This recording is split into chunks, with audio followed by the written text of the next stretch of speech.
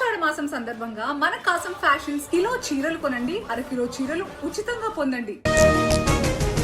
పోలీసుల్ని కారుతో ఢీకొట్టిన యువకుడు, ప్రమాదంలో విరిగిన కానిస్టేబుల్ కాలు. డ్రగ్స్ సరఫరా సమాచారంతో పోలీసుల తనిఖీ. ఇవాళ సభ ముందుకు పేపర్ అక్రమాల నిరోధక సవరణ బిల్లు, నీట్ పేపర్ లీక్ పై వాయిదా తీర్మానం. మోదీ ప్రభుత్వ వైఫల్యాలను ఎత్తి చూపనున్న విపక్షాలు. పోటీ పరీక్షలపై కేంద్రం కీలక నిర్ణయం, సంస్కరణల కోసం హై పవర్డ్ టాస్క్ ఫోర్స్ ఏర్పాటు. నందన్ నీలేకని బృందానికి బాధ్యతల అప్పగింత. కాసేపట్లో ఇండియా కూటమి అత్యవసర సమావేశం, ఖర్గే ఛాంబర్ లో ఫ్లోర్ స్ట్రాటజీ మీటింగ్. లోక్సభలో ప్రవేశపెట్టనున్న బిల్లుపై వ్యూహం. ఇవాళ ఢిల్లీకి తెలంగాణ సీఎం, ఏఐసీసీ సమావేశానికి రేవంత్, మహేష్ గౌడ్ హాజరు కానున్న సీఎల్పీ లీడర్లు, పీసీసీ చీఫ్లు. ఇవాళ ఆర్టీజీఎస్ పై చంద్రబాబు సమీక్ష, ఏఐ బిగ్ డేటాతో ఆర్టీజీఎస్ బలోపేతం, కోర్ డాష్ బోర్డ్ పునఃప్రారంభంపై చర్చ. విశాఖ అనకాపల్లి జిల్లాలో రంగవల్లుల పోటీలు, ఉత్తరాంధ్ర కళలకు రెక్కలు నినాదంతో కార్యక్రమాలు. ప్రతి గ్రామం, మండల కేంద్రంలో ముగ్గుల పోటీలు. నేటి నుంచి ఏపీలో ఇంటింటికి టీడీపీ 45 రోజుల పాటు డోర్ టు డోర్ ప్రచారం. 2 ఏళ్లలో చేసిన పనులను ప్రజలకు వివరించే అవకాశం.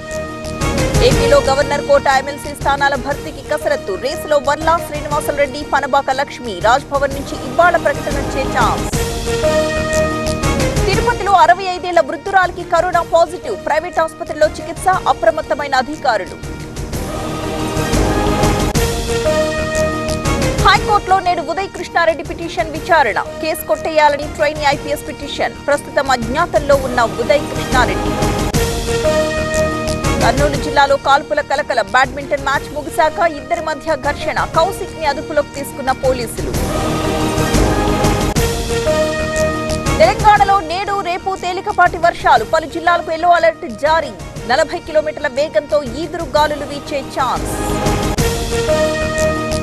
తిరుమలలో కొనసాగుతున్న రద్దీ. 23 కంపార్ట్మెంట్లలో వేచి ఉన్న భక్తులు. శ్రీవారి సర్వదర్శనానికి 8 గంటల సమయం. నేటి నుంచి దుర్గగుడిలో శాకంబరి ఉత్సవాలు. ఈ నెల 29 వరకు ఇంద్రకీలాద్రిపై వేడుకలు. దర్శన సమయాల్లో మార్పులు లేవన్న అధికారులు. రేపు ఎల్లుండి సింహాచలంలో గిరి ప్రదక్షిణ. 5 లక్షల మంది భక్తులు వస్తారని అంచనా. అందుకు అనుగుణంగా అధికారుల ఏర్పాట్లు.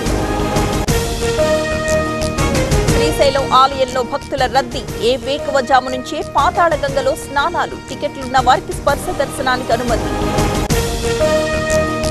ప్రాజెక్టులకు పెరుగుతున్న ప్రవాహం. జూరాల జలాశయానికి వరద. డ్యాంలోకి 34,000 క్యూసెక్కుల నీరు.